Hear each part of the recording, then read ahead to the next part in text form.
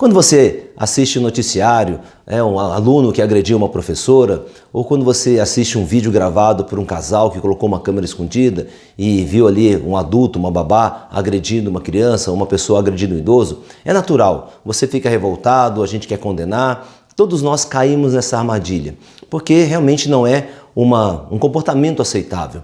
Então eu quero que você assista esse vídeo não pensando assim, ok, então nós devemos aceitar esse tipo de situação. Não. Mas eu quero que você pense o seguinte, vamos imaginar que você assistiu então um vídeo de uma babá covardemente agredindo uma criança indefesa.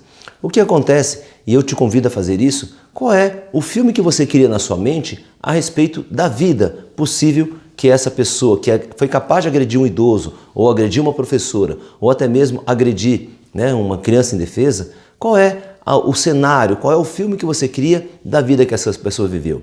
Será que você cria um filme, ok, essa pessoa teve uma infância muito bacana, os pais foram carinhosos, financeiramente foi uma família bem estruturada?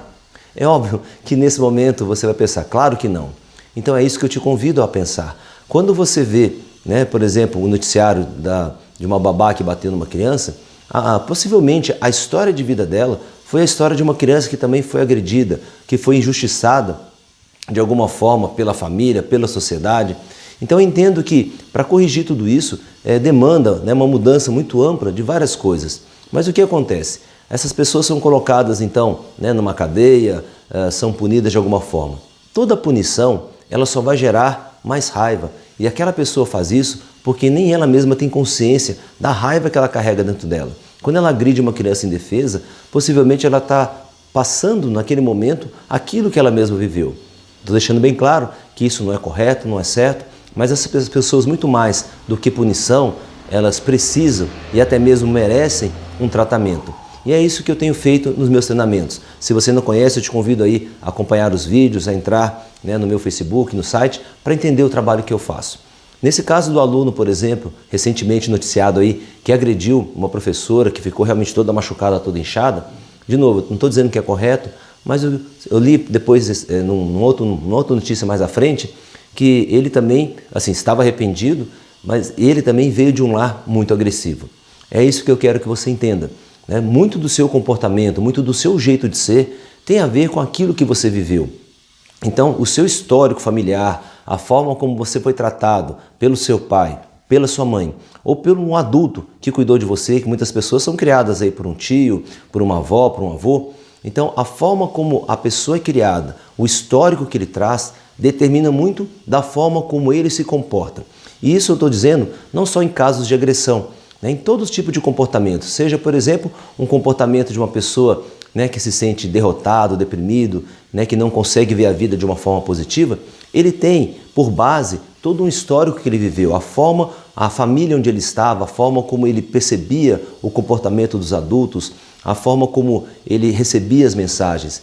Então, há muitas pessoas, talvez você hoje tenha uma crença a seu respeito, uma crença são pensamentos que inconscientemente você alimenta a seu próprio respeito.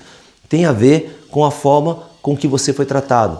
E, infelizmente, há muitos pais que chamam o filho de burro, de incompetente, você não aprende nada, às vezes de uma forma muito explícita. Talvez não seja o seu caso, mas isso pode acontecer de uma forma muito sutil. Por exemplo, os pais cometem um erro de comparar filhos com outro filho ou com um primo. Olha, aquele seu primo ele é muito inteligente, ele é muito bem-sucedido. E inconscientemente ou implicitamente, se ele fala assim, olha, o seu primo é bem-sucedido, o seu primo é inteligente, qual é a mensagem que a criança que escuta aquilo recebe? Então, eu sou burro, então eu sou incompetente. Então, os pais, eles ajudam a formatar toda a autoestima e autoimagem que você carrega.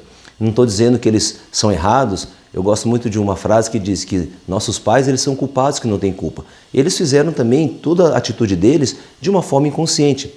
E baseado no que eles criaram os filhos? Eles criaram baseados também naquilo que eles viveram.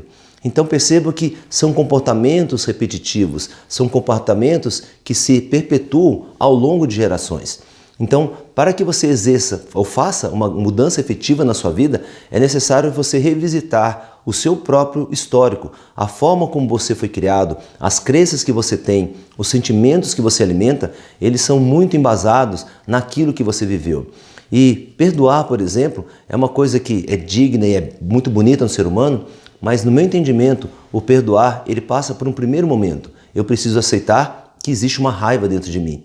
E de alguma forma eu tenho que extravasar e lidar com uma raiva que talvez não esteja presente em você como adulto hoje, mas ele está presente naquilo que a sua criança viveu. E no momento em que você consegue admitir essa raiva e trabalhar, é que você abre então um caminho para o perdão. Porque muitas pessoas perdoam na mente, né? Assim, ok, eu perdoei, mas ele fica remoendo um sentimento. A mágoa, tem um filósofo que diz, é como tomar veneno todo dia esperando que outro morra. Então, na verdade, o processo do perdão, no meu entendimento, ele passa primeiro por aceitar que eu tenho uma raiva. Eu preciso dar vazão a uma necessidade que aquela criança vivenciou. E é nesse momento que é possível, então, ampliar, né, a consciência, a percepção, para entender, mas o que o outro fez? O outro fez porque ele também tem um histórico.